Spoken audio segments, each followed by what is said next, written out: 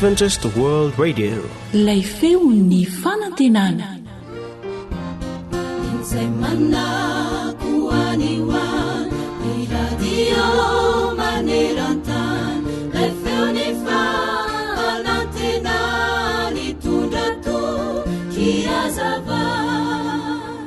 Nandritra ny fotoanany famezivezena teny an-tsena dia tsy nitsahatra ny petsopetsona mangina taorianandreniny ity tovolahy kely iray. Tsy maintsy ho tonga, tsy maintsy ho tonga, tsy maintsy ho tonga. Dia izany hatrany no tena verimberin''ilay tovolahy kely. Nandao azy sy ny reniny nandritra ny 7 taona angarangidina mantsy ny rainy noho ny asa fivelomana fanaony tany ampitan-dranomasina tany. Ny alin'iny andro iny aza dia nanofo ilay tovolahy kely ka ny teny mafy nanao hoe misy teny fikasana, tsy maintsy ho tonga dada, tsy maintsy ho tonga dada. Taty aoriana rehefa tonga tokoa ny rain'ilay tovolahy kely dia mba nijery ireo ka efitondranjanany tany an-dakilasy ilay ray mpianakaviana. Gaga ity rain'ny mpianakaviana satria isaky ny fonosana kahe iray dia nahitany soratra mibilobiloka manao hoe tsy maintsy ho tonga i dada. Endry mpiaino namana, tsy maintsy ho avy tokoa dada, tsy maintsy ho avy tokoa ilay raintsika any an-danitra dia Andriamanitra izany. Izy mihitsy ankehitriny ny mampanantena fa ho avy indray ary tsy ho ela. Tandremo nefa ny manadino manoratra eo amin'ny fiainanao isan'andro fa ho avy tsy ho ela Jesosy, ilay dadantsika. Ireto tenin'Andriamanitra ireto ary dia tiako mba ho averimberinao isan'andro, mba hanafana izany fanantenanao izany ny amin'ny fiavian'ilay Jesosy ho avy tsy ho ela mba handray antsika.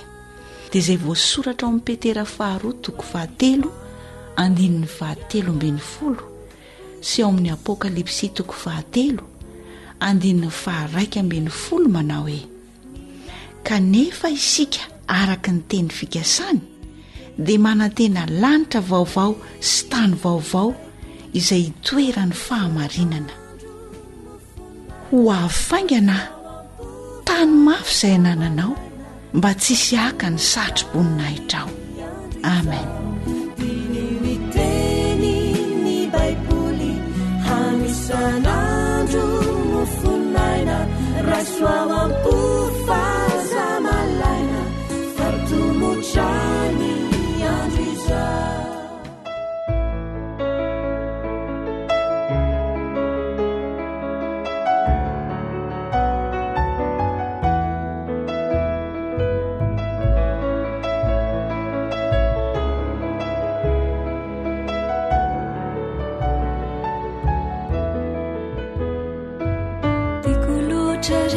Satanico izay dia ilay lova no maniniray io lay tany vaovao asianao izay vono kandresy izao fiainana izao azavazina fa neto mandalo miserana ihany ny afaliana ny saintsy sy tomany fangana fizy efa miandry anao ny mpamonjy, miandry anao i Kristy mandray manoto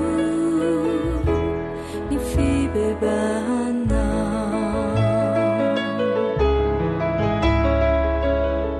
Sambatra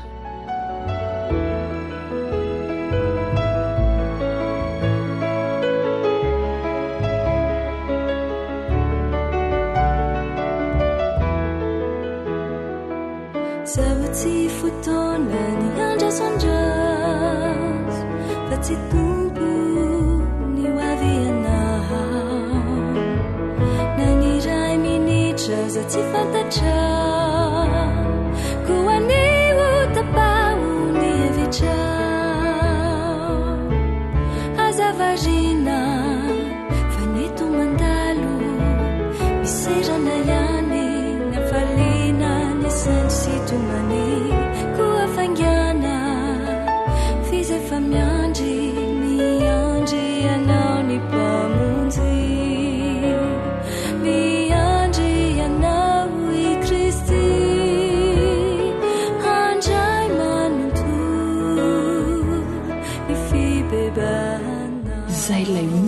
fanantenana. Marira manantena vahisiny maraina nefindrisy tapetraniaina azavarina vaneto mandalo miserana ihany nafaliana ny sensitomany koa fangana tezefa miandry miandry anao ny mpamonjy miandry anao i Kristy handray manonto ny fibebahana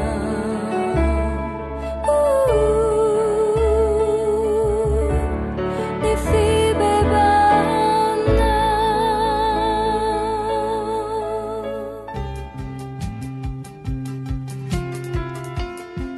Sakafo mahasoa, mahasalama, mahavelona, atolotry ny feon'ny fanantenana. Ao anatin'izay feokira famantarana izay no anasana ianao anaraka ny fomba fikarakarana sakafo tsotra nefa mahasalama no man'ny onjam-peon'ny feon'ny fanantenana. Namanao fanjaniaina moa no hanolotra izany ho anao eto miaraka amin'ny Sam izay miandraikitra ny lafiny teknika dia menofinaritra ary.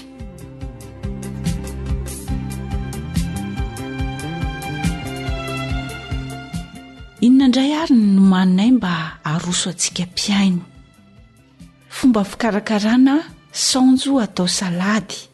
Saonjo atao salady. Reto izany no zavatra ilaintsika ahafahana manao izany saonjo atao salady izany.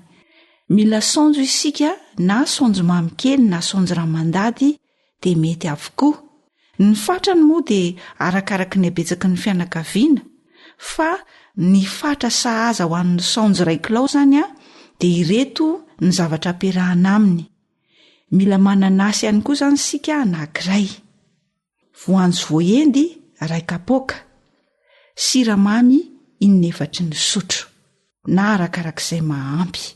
Averina indray izany ny zavatra ilaina: saonjo ramandady na saonjo mamy kely 1 kilao, mananasy anankiray, voanjo voahendy 2 kapoaka ary siramamy 4 ny sotro na izay sahaza araka ny itiavanao azy.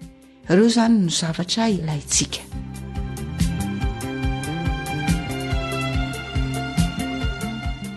Rehefa avonina ny zavatra rehetra dia andeha isika hiroso amin'ny fomba fikarakarana ity saonjo atao salady ity. Voalohany indrindra aloha voasana ny saonjo, sasana madio tsara ary avy eo dia tetehina efajoro lehibehibe dia andrahoina ao anatin'ny rano. Rehefa masaka izany dia atokana. Eo andanin'izay ihany koa voasana ny mananasy dia avy eo tetehina efajoro tahaka ny saonjo efa noresahantsika tery aloha. Dia rehefa voatetika dia somary alona kely ao anatin'ny siramamy izany. Rehefa vita izay dia alaintsika ny voanjo voahendy. Tsy maninona ihany koa raha toa ka tsy mahita voanjo voahendy ianao fa azo atao ny manendy ny voanjo tsotra ireny, tsy maninona mihitsy. Dia rehefa vita izay dia somary esorina ilay hodiny dia somary totoina. Tsy atao lasa vovoka be izany fa atao somary misy mivaingambaingana, torotoroana fotsiny izany ilay voanjo. Rehefa vita izay rehetrarehetra izay dia maka baolina lehibe anankiray ianao, afangaro miaraka ao avokoa izy rehetra ary dia azo roso ho an'ny fianakaviana.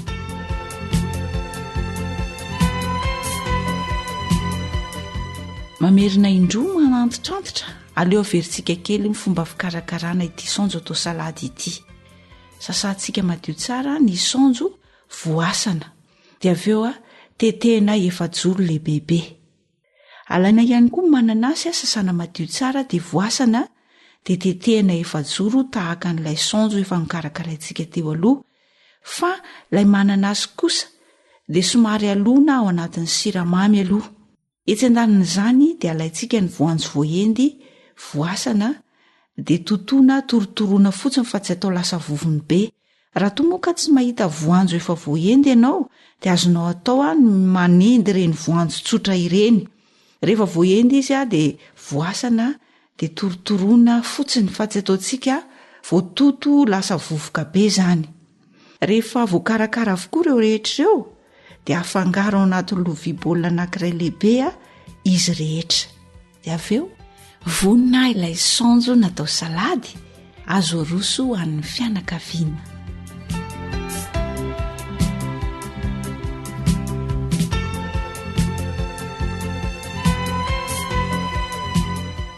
Fomba somary novana kely tsy araky ny mahazatra indray fikarakarana n'iny saonjo iny.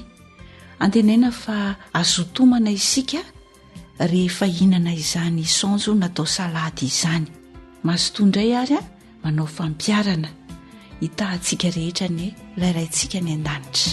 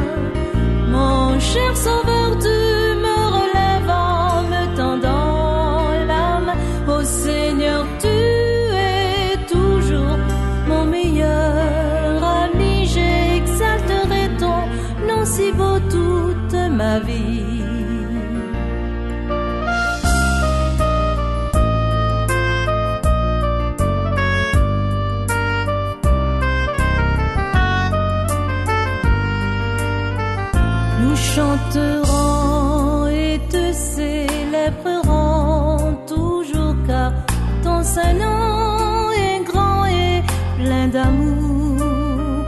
Tout est louange et gloire et tout honneur. C'est à toi seul que nous les adressons, Seigneur. Auprès de toi, Père, tout est parfait.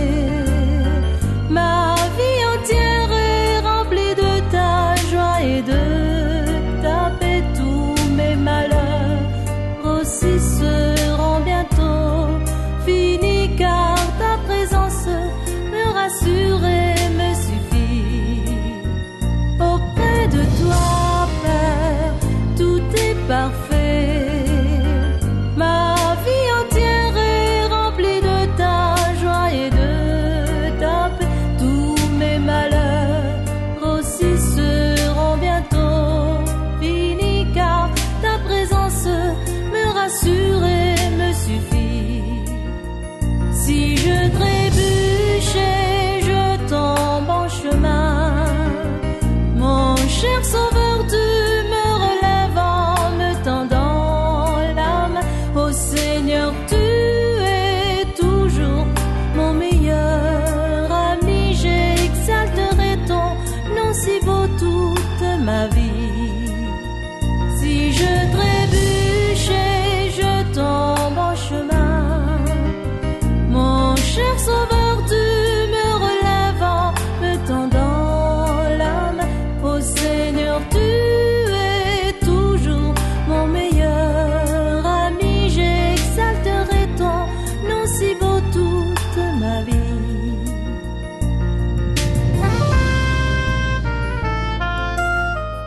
You are listening to Adventist World Radio, the voice of hope.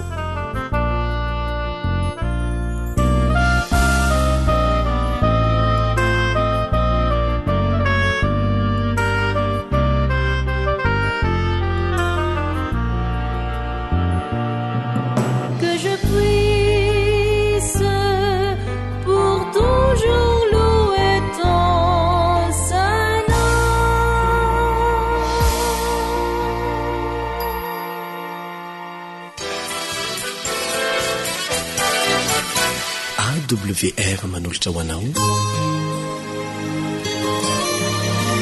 feon'ny fonantena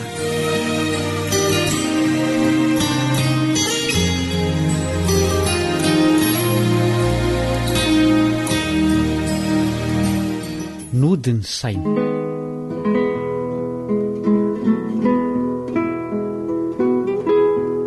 manasanao hiara-mianatra ny tenin'andriamanitra aminao namanao kalebandretsikivy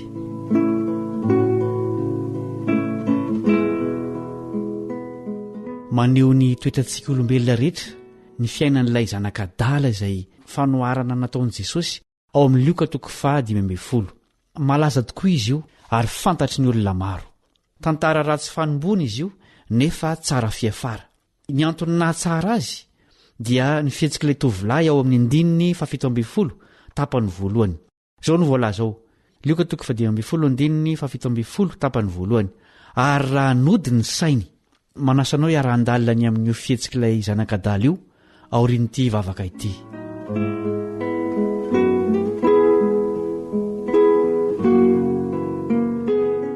Ray masina ny an-danitro sokafy ny sainay andray ny afatra tianao ampitaina amin'izao fandalinana ny teninao izao. Ampio izahay ho mpiainy mpakatoa fa tsy ho mpiainy mpanadino. Amin'ny anaran'i Jesosy, amen.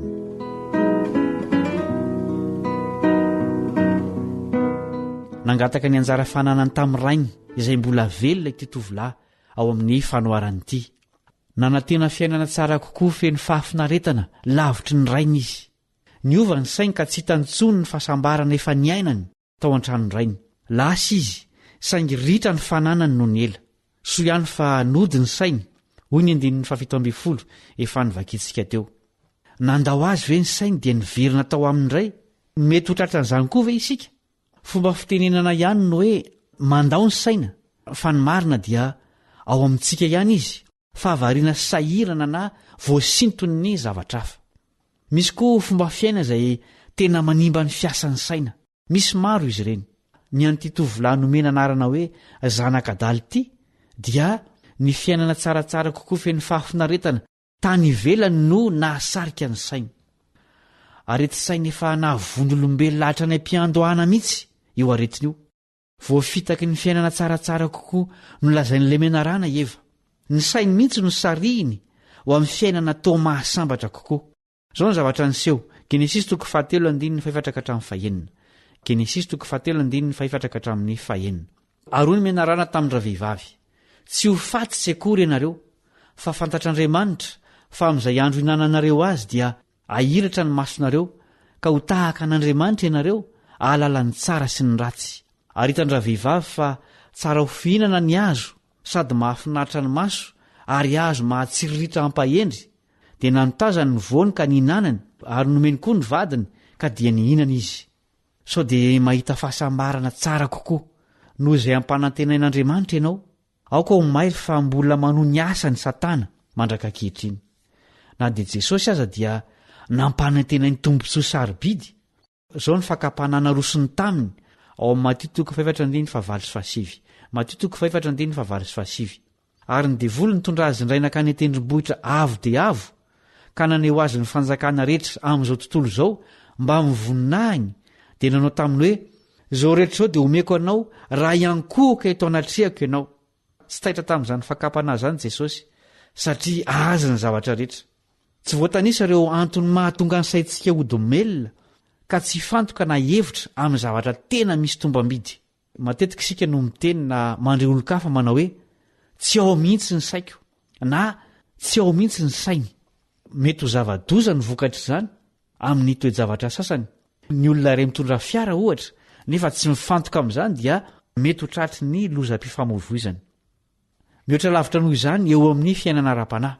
Mety ho fahaverezana mandrakizay mihitsy ny vokatra ny tsy fahatongavan-tsaina amin'ny fampitandremana sy ny antson'Andriamanitra. Maro ny olona tsy mampiasa saina intsony fa mionona sy manaraka fotsiny izay efa nahazatra hatramin'ny razam-be fahiny. Matetika nefa no niova teny an-dalana ny fahamarinana ka mila foazina ny saina mba hiverina ho amin'ny tena izy. Hoy Jesosy amin'ny Mateo 5:17. Mateo 5:17.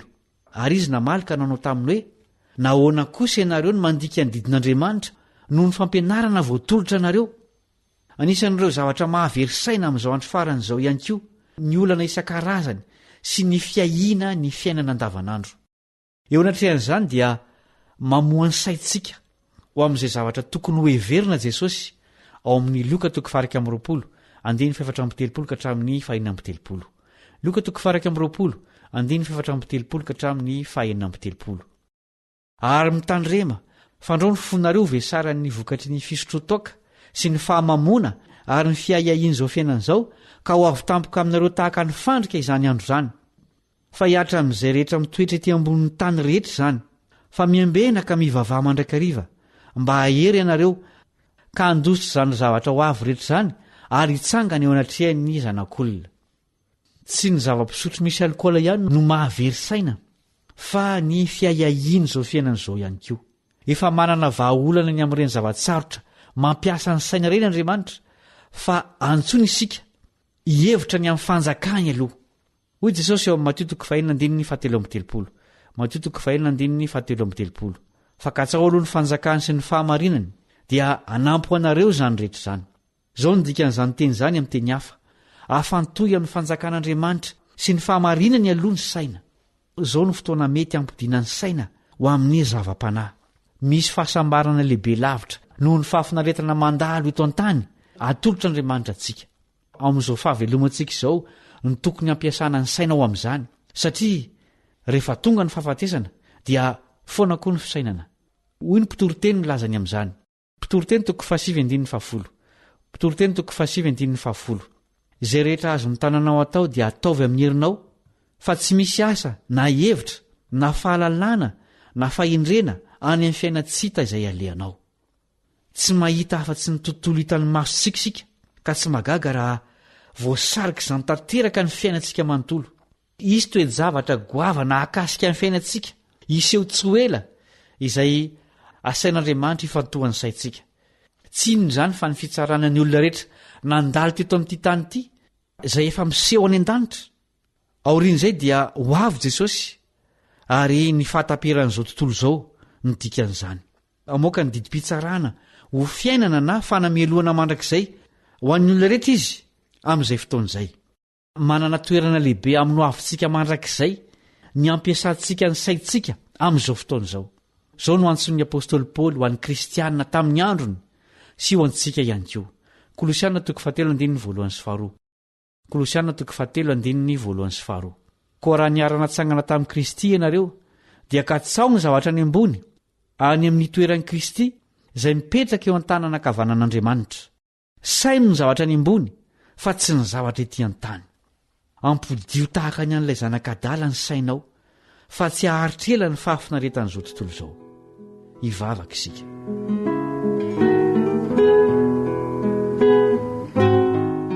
Rainay masina ny an-danitro, foazy ny sainay ody aminao, fa tsara lavitra anao izao tontolo izao ny ao an-tranonao.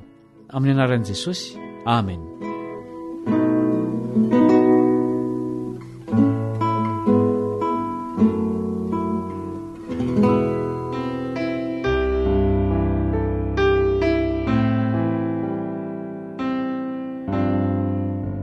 AWR, boîte postale 700 Antananarivo, Reykjavik.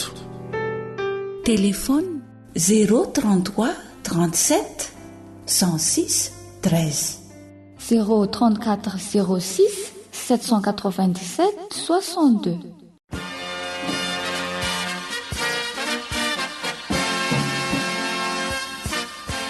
Fanantenana azo antoka entin'ny bokin'ny Daniel ho anao. Fanantenana azo antoka entin'ny bokin'ny Daniel ho anao. Fandalinana soratra masina iarahanao amin'ny pastora Rasolon'Menjanahary Robert miaraka amin'ny feon'ny fanantenana.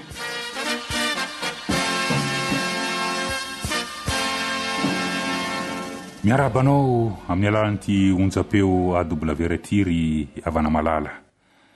Ny tompony hitayanao sy ny ankonanao hatrany, ary isaorantsika sady izy noho ny fitahiny atsika ka tonga amin'ny fandiniana ny toko farany ao amin'ny bokin'ny Daniela itsika dia ny toko 12.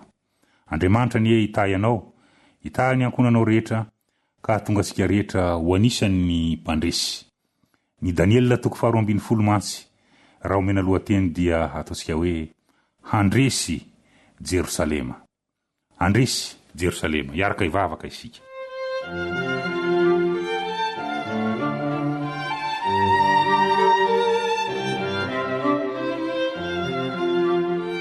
Andriamanitra raina io, misotranao zahay no reo fotoana niarahanay nandinika ny faminaniana tao amin'ny bokin'ny Daniel. Misotranao zahay no ny taridalana omenao, ary tonga amin'izao fizarana farany zao zahay. Maniry indrindra ny fitarian'ny fanahinao masina, maniry indrindra ny amelanao ny elokay, ary maniry indrindra ny ampitombonao ny fononay, amin'ny anaran'i Jesosy. Amen.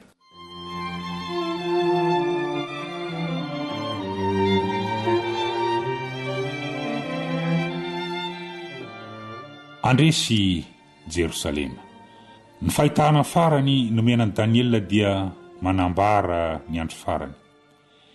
Ifarana ny ady ifanaovantsara sy ny ratsy. Teo am-piandohana dia hitantsika fa resy Jerosalema, resy Nebokadnezara mpanjakan'ny Babilôna.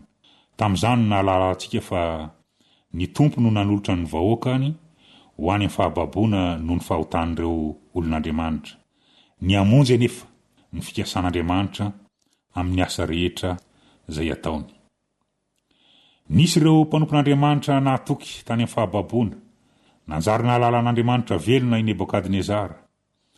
Tany amin'ny fahababoana no nanomezan'Andriamanitra afatra sarobidy ho atsika velona amin'ny andro farany. Azao novakitsika ao amin'ny Daniel 2:12.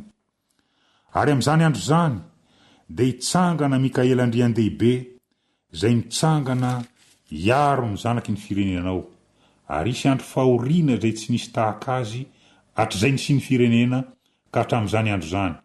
Ary amin'izany dia ho afaka ny firenenao dia izay rehetra hita voasoratra ao amin'ny boky. Hitantsika tindray Mikaela. Ny dikany hoe Mikaela ho isika dia hoe iza no tahaka an'Andriamanitra. Anarana iantsonan'i Jesosy io rehefa hiady sy andresy izy. Hiaro sy anafaka ny vahoakany manerana ny vohon-tany ilay mpandresy lehibe. Rehefa mitsahatra ny asa fanelanelanana ataon'i Kristy ao amin'ny efitra masina indrindra ny an-danitra, dia hoesorina tsy hoeto atany ny fanahin'Andriamanitra. Ampiasa ny heriny sy ny fahatezerany rehetra ireo anjeliny maizina, ka izay no ahatonga andro fahoriana izay tsy nisy tahaka azy hatr'izay nisian'ny firenena. Tsy ahitantaraina izany toe-javatra hitranga izany. Fampahirezana ao atsika ny mahafantatra dia ny ankehitriny ny ho fifaran'izany ady lehibe zany. Raha miandany amin'ny Mikaela isika ka mitoetra ho mahatoky, dia ho voatahiry ao amin'ny boky ny fiainana ny anarantsika. Mikaela andrian-dehibe no hiaro atsika. Andininy faharoa, Daniel 2:12. Andininy faharoa manao hoe, ary maro amin'izay matory eo amin'ny vovoky ny tany no ifo, ny sasany ho amin'ny fiainana mandrakizay, ary ny sasany ho amin'ny enatra sy ny latsa mandrakizay. Ireo olona marina nahatoky maty tao amin'ny finoan'i Jesosy dia atsangany amin'ny fotoana iverenany. Misy sasany amin'ireo ratsy fanahy aza atsangana amin'ny fomba manokana ahitany ny voninahitry ny tompo, dia ireo olona ratsy fanahy izay nandray anjara tamin'ny fitsarana azy sy ny fanomboana azy tamin'ny azo fijaliana. Hatsangana toy izany koa ireo izay naniratsira sy nanohitra ny vahoakan'Andriamanitra, hiaiky ny fahamarinana ireo ary ho latsanenina fa diso oriana loatra. Andalo fahafatesana indray ireo fa tsy hatanty ny voninahitry ny tompo. Ny andininy fahatelo, Daniel 2:12, andininy fahatelo.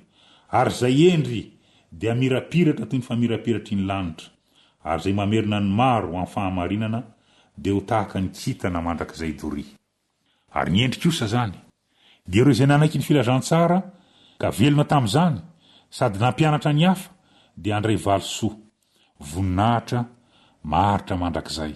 Ry havana malala, azonao atao ny ho isan'ireo endry ireo raha mifidy an'i Kristy ankehitriny ianao.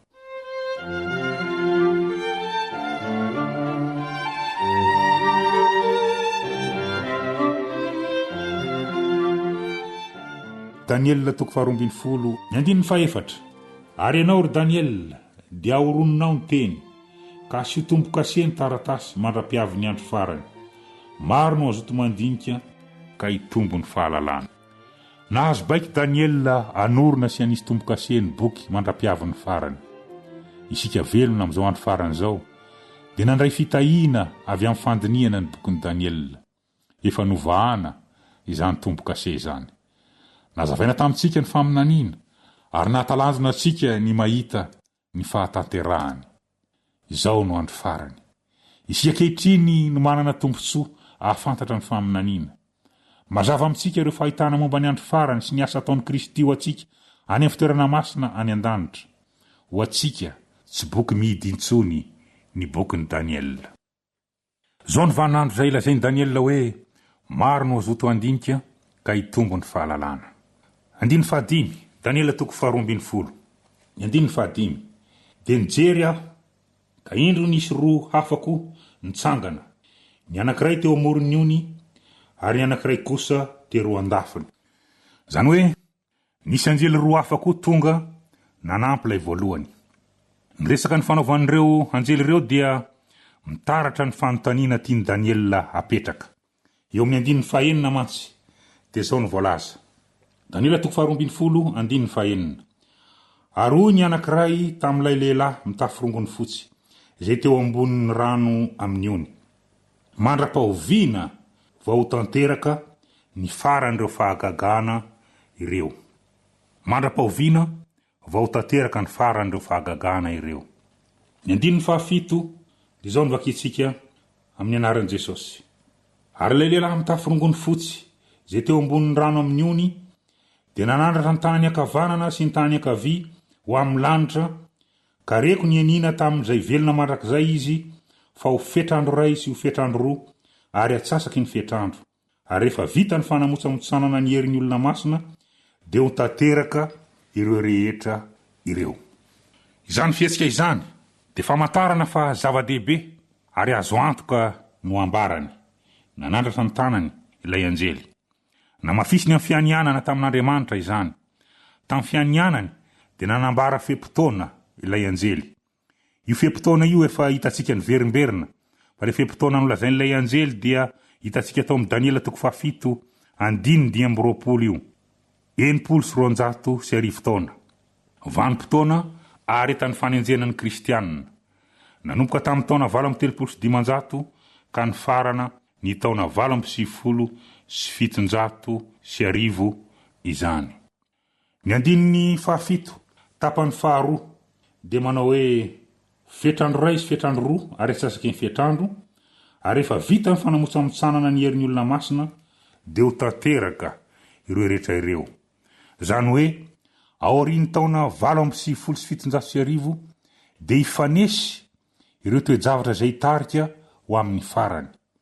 Manome toky Andriamanitra fa ho tanteraka ny teny fikasany amin'ny fotoana efa voatendriny. 10 Maro no diovina sy ofitsina ary hozan-toetra, fa ny ratsy fanahy kosa mbola hanao ratsy ihany, ary tsisy amin'ny ratsy fanahy ahafantatra, fa ny endry no ahafantatra. Aoka ho isan'ireo olona marin'ireo ianao, dia ireo izay ho diovina sy ofitsina ho afaka amin'ny fahotanao. Midika koa izany fa tsy mahadio tena isika. Fa marina lehibe hambaran'ny Baiboly io, tsy mahavontsy tena ny olombelona. Joba 2:4 Aiza no isy madio ateraky ny tsy madio? Tsy misy na dia iray akory aza. Jeremia 2:2 efa hitantsika tany aloha io, manao hoe fa na dia misasa sira azo aza ianao ka makalavenona betsaka nadiovana anao, ny heliko dia mbola voasoratra eo anatrehako ihany. Mila no famindrampon'Andriamanitra isika. Mila ny Jesosy isika. Fantatr'Andriamanitra izany toerana misy atsika izany dia natolon'ny Kristy ho faty ho fanavotana atsika teo amin'ny hazo fijaliana. Ho anao no nahafatesany zanak'Andriamanitra teo Kalvari. Hoy Petera manambara izany ao Petera 1:2 2:7. Petera 1:2 Fa fantatrareo fa tsy zavatra mety ho simba tahaka ny vola fotsy na ny volamena no nanavotana anareo, fa ny rasoan'i Kristy toy ny rany zanak'ondry tsy misy kilema ary tsy misy petipetina. Ny rany Jesosy no mahavonjy atsika.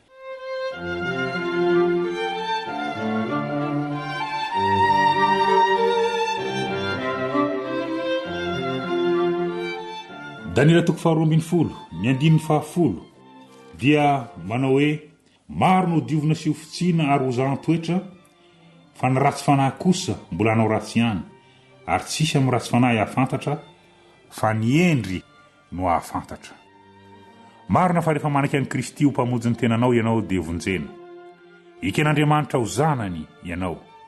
Tsy finoana ivelambelan'ny fotsiny anefa no tadiavin'Andriamanitra fa ny tena finoana mahavonjy dia fivelomana amin'izay voalazany teniny. Fananana ny Kristy velona ao anaty, koa dia misy ny fizahan-toetra. Ny tena kristianina velona amin'ny andro farany dia olona tena niova fo ka ny fiainany manontolo ny zavatra ataony no porofo manambara fa zanak'Andriamanitra izy. Angataho ny fanahy masina hitoetra ao am-ponao, anananao izany toetra izany. Fanomezatoky ho antsika ny voalaza tao amin'ny 10 teo fa amin'ny andro farany, izany hoe ankehitriny, izay rehetra mandinika ny ten'Andriamanitra ho mba mpivavahana marina dia ahafantatra ny afa-pamonjena ho an'izao taranaka izao. Ny endry no ahafantatra. Meteza ho isan'ireo endryreo ianao.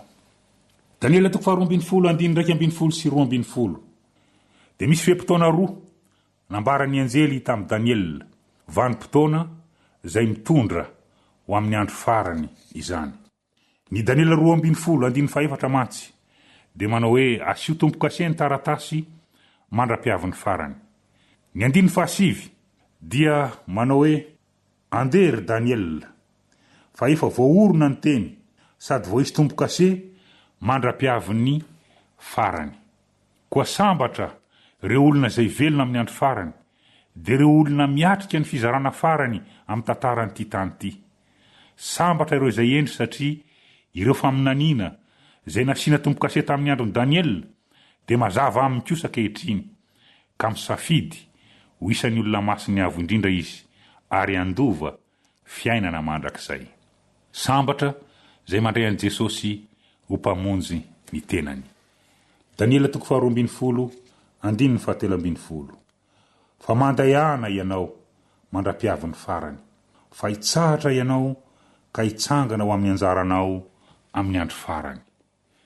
Ho an'i Daniel dia fanantenana mbola lavitra eny am-paravodlanitra ny fiverenan'ny tompony. Nandritra ny androm-piainany dia velona tany an-tsesy tany izy. Ny 2:12 tapany 2 nefa dia manao hoe sambatra izay miandry sy mahatratra ny andro 5:350. Sambatra izay miandry sy mahatratra. Eny, sambatra izay manohy ny diany amin'ny fanarahana ny tompo ka maharitra hatramin'ny farany. Fampaherezana ho an'i Daniel ny tenin'ilay anjely tao amin'ny 7:13 teo manao hoe fa mandehana ianao mandra-piavin'ny farany, fa hitsahatra ianao ka hitsangana ho amin'ny anjaranao amin'ny andro farany. Manatombotra ny fotoana ahafatesan'i Daniel nefa asaina mandeha izy, izany hoe asaina maharitra hatramin'ny farany. Asaina mandeha tsy tanondrika na alahelo satria mizotra ho any amin'ny fitsaharana aloha ny diany. Asaina mandeha mivelona amin'ny fanantenana satria hitsangana amin'ny anjarany izy rahatr'izay. Ho an'ny mpino rehetra ny afatra nomenan'i Daniel, ho anao koa eo ampiandrasana an'izay le andro lehibe zay, mandehana. Mandehana, aoka ho mahatoky amin'ny fanarahana an'i Jesosy ianao. Ao ireo soro-dalana nomeny baiboly azahoanao famonjena, mandehana, mizora amin'izany lalana izany. Miatrika zavatsarotra angamby ianao eo ampanefana ny didinao, mandehana eto eo amin'ny tompo izany. Fa manana mpamonjy mahery ianao, tsy misy entana mavesatra loatra ka tsy hainy izany tomponao izany bataina, tsy misy aizina mikitroka loatra ka tsy hainy savaina, fa ny ranomasina misamboaravoara hainy tonena. Eny, mety ho mandalo fahakiviana ianao eo amin'ny adi-piainana kehitriny.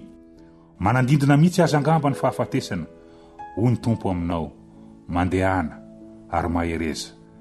Fa manana anjara tsara lavitra ho anao izy, manomana toerana feno fahasambarana ho anao ny tomponao. Iafara amin'ilay maraina vaovao ny diantsika dia ny fiverenan'i Jesosy tsy ho ela intsony, hanome antsika anjara dia ny fiainana mandrakizay. Andriamanitra no tompony ho avy, mizotra araka ny nanomezany azy ny faminaniana, mizotra makany amin'ny farany isika. Andresy Mikaela, andresy miaraka aminy isika, miomana hitsena ny tomponao. Ho avy tsy ho ela tokoa Jesosy, eo am-piandrasana mandehana. Amen. Iara-mivavaka isika.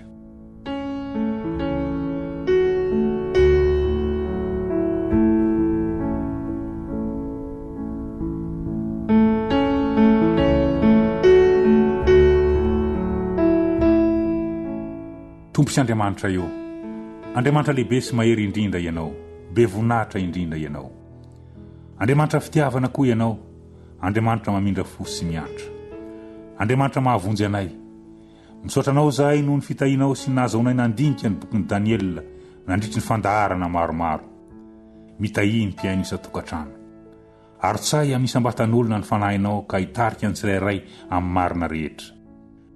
Miofahendrena avy any ambony izahay azahoanay manao safidy tsara mba ho isan'ny zanaka ao tokoa ka ho mpandova fiainana mandrakizay. Eo am-piandrasana ny fiavianao, ampio ny isam-pianakaviana, eo amin'ny asa mandrara izay ataony, ary ovy am'fandrika ilay ratsy ny tanora, ary izay rehetra dia mba ho mahatoky hatramin'ny farany. Aoka ho velona ao amponay ny fanantenana ny fiavianao, anafaka anay amin'ity tany be fahoriana ity. Amin'ny anaran'i Jesosy. Amen.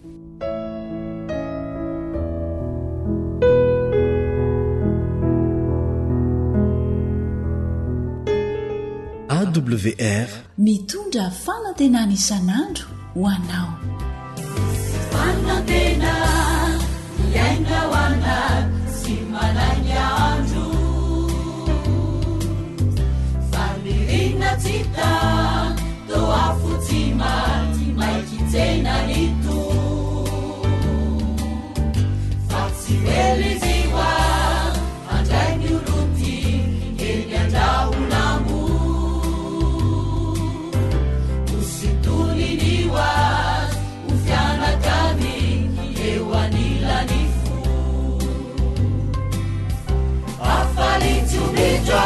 Pizza nata usakarieti afenuni sabata yana tsiketota nuluvachari aisai pakatu sivangavunapu simitandinati luampukasu unavutuku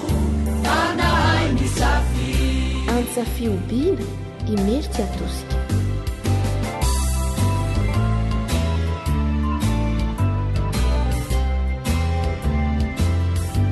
Areo fitsapa afafiny ratsy dia alembanady,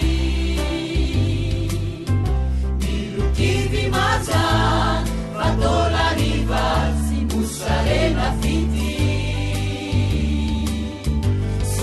eo ny tamo anoany jery eny andalanomba, sisanampihoto anoana hery amome azava, afalitsy omitratra fitsaranatra nosakarinety,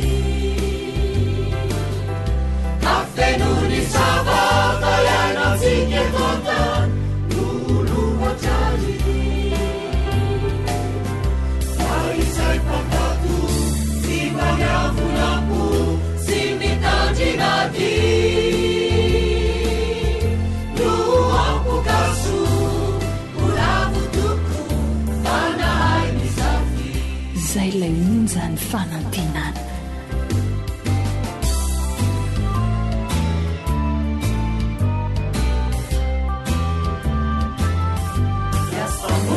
Zimi sayanzalanzi eti manzi efa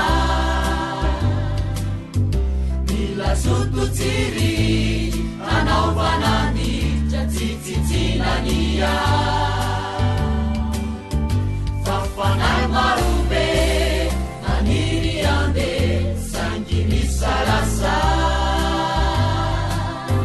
miainanaty azibe voakenja vaofe any velaniva afalintsomitaza fitsaranatra osakarinety afenony sabata iainatsike tota nolovatrary faizay pakato simba miavonampo sy mitandrinaty no ampokaso uravotoko fanahay misafi afalintsomitaza fitsaranatra osakarinety afenony sabata iainatsike tota nolovatrary faizay pakato simba miavonampo sy mitandrinaty no ampokaso uravotoko fanahay misafi. akoatra ny fiainoana amin'ny alalan'ni podcast dia azonao atao ny miaino ny fandaran'ny awr sampana teny malagasy amin'ny alalan'ni facebook isan'andro amin'ity pejy ity awr feon'ny fanantenana.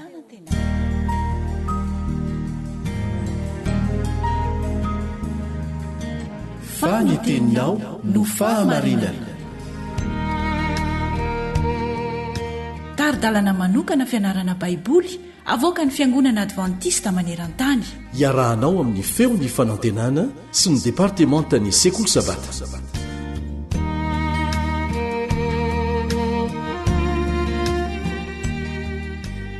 dia faly miaona aminao indray ao amin'ny alalan'ity onja-peon'ny radio feo ny fanantenana ity na ny awr ny mpiara-mianatra aminao Elion Andria Mitantso.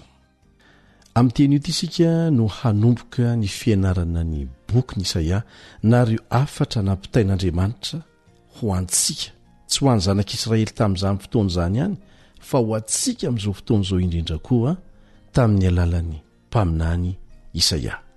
Satria ny toe-javatra izay nitranga teo anivon'ny zanak'Israely tamin'izany dia mialatsiny raha miteny aminao fa miariary koa eo anivon'ny akamaroany zanak'Andriamanitra amin'izao fotoana izao ankatoko ny fiavian'i Jesosy indray any amin'ny rahaolanitra. Ilayntsika ny maka lesona satria izao no lazain'i Jesosy indray nandeha voasoratra ireny mba ho fananarana antsika amin'izao fotoana izao.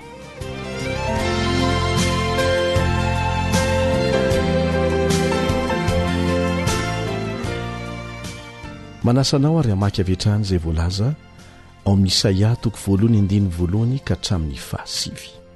Isaia 40:1 ka hatramin'ny 7. Ny lohateny dia mazava be. Ny alahelo-n'i Jehova no hony niodinan'i Israely ary nananarany azy sy nokasainy atao aminy.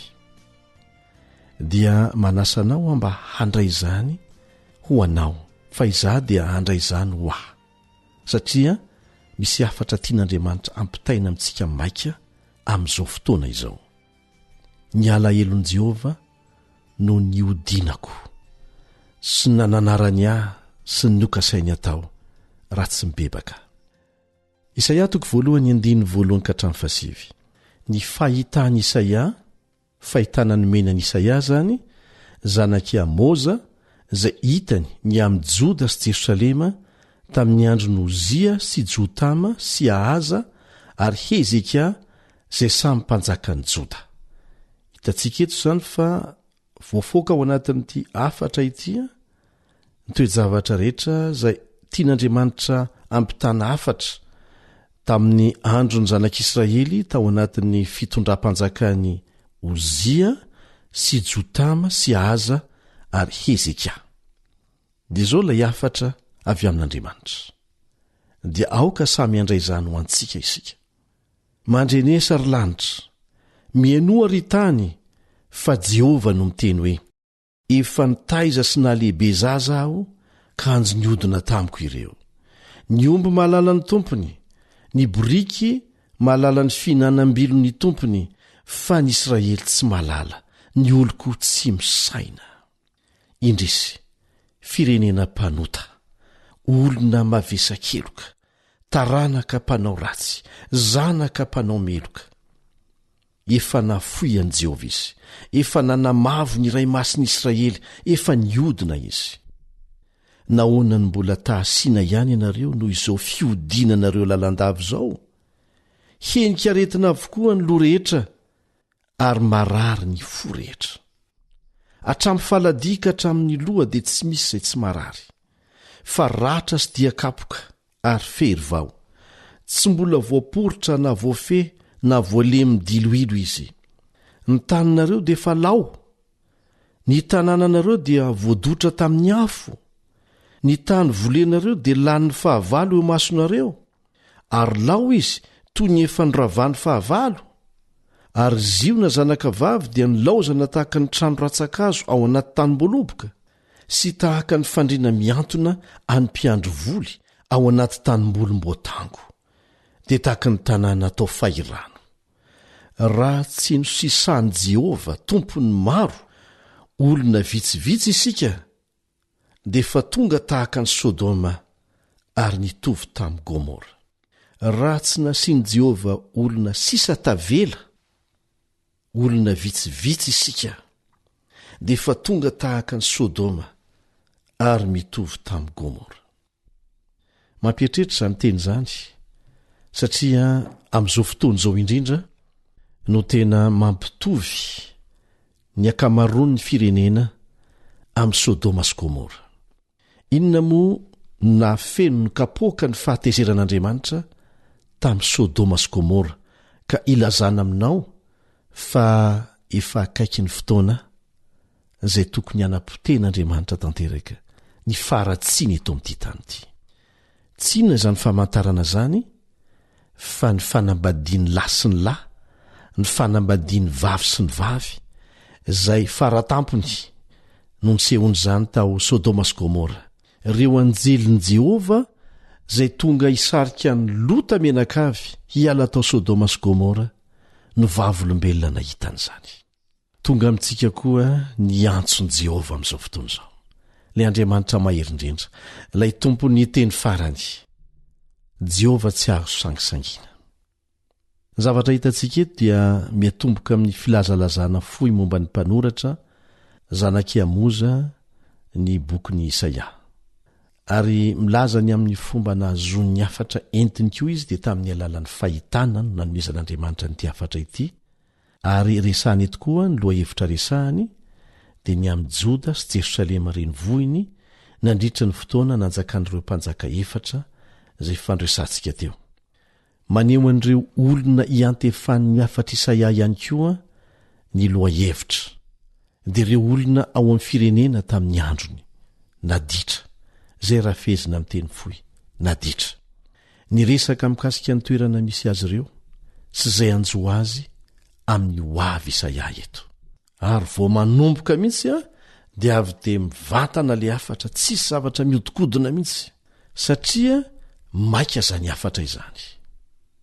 Nandritra ny fotoam-panjakan'ireo mpanjaka efatra, voalaza eo amin'ny Isaia 1:1 no niasany Isaia tamina mpaminany azy. Ary nampitan'Andriamanitra afatra sahaza ny zanak'Israely tamin'izay fotoana izay. Manampy antsika izany hatakatra fa niantefa tamina mpiaino voafaritra ny afatra nentiny, mifandraika amina tantara sy toe-javatra ara-pôlitika ny fotoana voafaritra iray koa izany, kanefa voarakitra satria natao andraisantsika lesona.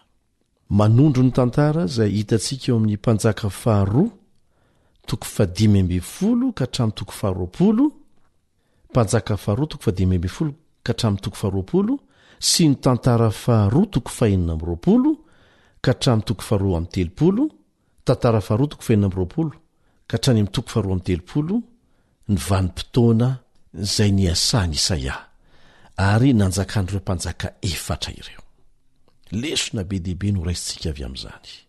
Ny votoaton'ny afatra dia mazava tsara.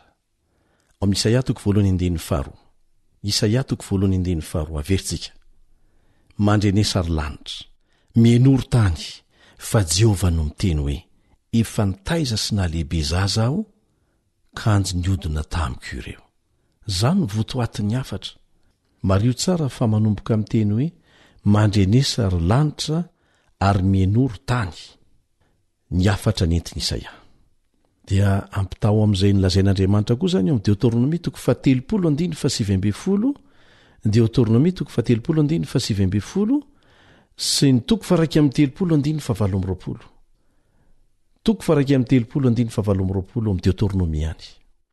Tsy milaza Andriamanitra eto fa mandresy mahataka-javatra ny lanitra sy ny tany. Ny zanak'Israely, isika ihany koa amin'izao fotoana izao ny antefan'ny afatra. Taloha dia ny antso ny anaran'ireo andriamaniny ho vavolombelona ny mpanjaka tany Proche-Orient. Anisan'izany ohatra ireo amperora Hetita. Rehefa nanao fifanarahana ara-politika tamin'ny mpitondra ambany fahefany. Inona moa no antony etsony andriamaniny tamin'izany fotoana izany ho vavolombelona? Nanao izany izy mba hanamariana fa ho fantatra ary ho faizina ny fandikana izay fanekena ifanaovana. Tsy ny antso Andriamanitra hafa ho vavolombelona kosa ilay mpanjaka ny mpanjaka ny an-danitra riavana rehefa nanao fanekena tamin'ny Israelita tamin'ny andron'i Mosesy. Amin'ny Andriamanitra marina azy dia ny lanitra sy ny tany nantsoiny ianao izany asa izany. Ka eto am-pamaranana dia asaina isika hamaky milamina tsara izay vakiana teo. Isaia 40:1 ka hatramin'ny 5. Isaia 40:1 ka hatramin'ny 5. Dia anjaranao ny mamintina an'izany amin'ny teny fohy. Ahitanao ny fahotany Joda. Dia angatahana koa isika anamarika manokana ny vokatra izany fahotany izany sy ny fanantenana hitantsika eo amin'ny 5. Andriamanitra dia mananatra, miezaka mampitandrina, ohatrany mampatahotra kanefa anatra avy amin'ny fitiavana izany mba hiverenantsika aingana eo aminy mba tsy hatonga ny Satana ho afaka manapotika antsika tanteraka noho ny fizirizirentsika hijanona ao anatin'ny ampopo disy toerana. Ekeo ny antson'Andriamanitra fa hitondra fitahiana ho antsika izany. Tsy mba olona izy ka mandatsa fa rehefa manaiky ianao dia ho hitanao ny famonjeny. Amen.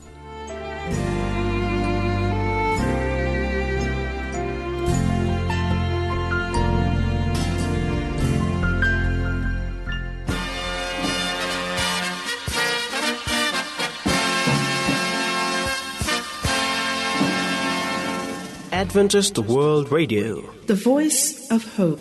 Tapitra treto ny fiarahanao tamin'ny radio feony fanantenana na ny AWR. Azonao ataony mamerina miaino na maka maimaim-poana ny fandaharana anarahanao teo amin'ny fotoana rehetra ilanao azy. Raisoary ny adresy ahafahanao manao izany: www.awr.org. Mandrapitafindray ary.